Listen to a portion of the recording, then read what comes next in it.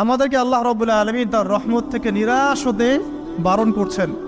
যে যত পাপ করেছে জীবনে, যদি একটা বার কেউ যদি আল্লাহ পাককে মন থেকে ডাকে, চোখ দিয়ে ঝরঝর করে পানি পড়ে, আল্লাহ পাককে বলে, সেজদায় গিয়ে পড়ে আল্লাহকে বলে রব।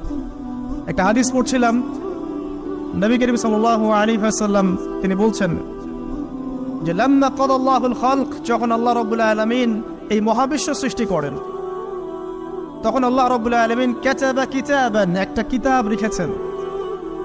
একটা কিতাব আছে আল্লাহর কাছে, কাতাবা কিতাবান ফাহুয়া ইনদাহ ফাওকাল আরশ, যেই কিতাবটা আল্লাহর নিজের কাছে আছে আরশের উপরে। সেখানে আল্লাহ পাক লিখে রেখেছেন, কি লিখেছেন? ইন্না রাহমাতি সাবাকাত গদাবি, প্রতিটা ক্ষেত্রেই আমার রহমত, আমার দয়া, আমার করুণা আমার গজবকে পরাজিত করেছে।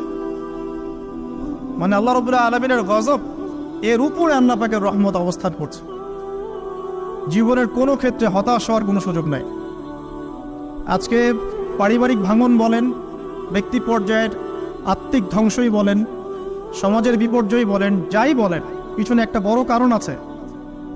সেটা হলো আল্লাহ থেকে দূরে থাকা মানুষ, আল্লাহ থেকে হতাশ হয়ে যাওয়া। আর এই কাজটা শয়তান করিয়েছে মানুষকে আল্লাহ থেকে দূরে সরানোর জন্য। কিন্তু আল্লাহ রাব্বুল আলামিনের কাছে কেউ যদি যেতে চায়, মন থেকে যদি আল্লাহকে একটা বারও ডাকে, আল্লাহ পাক এক ডাকের মাধ্যমেও তার গুনাহ মাফ করতে পারে। দুজন ব্যক্তির ঘটনা পড়লাম।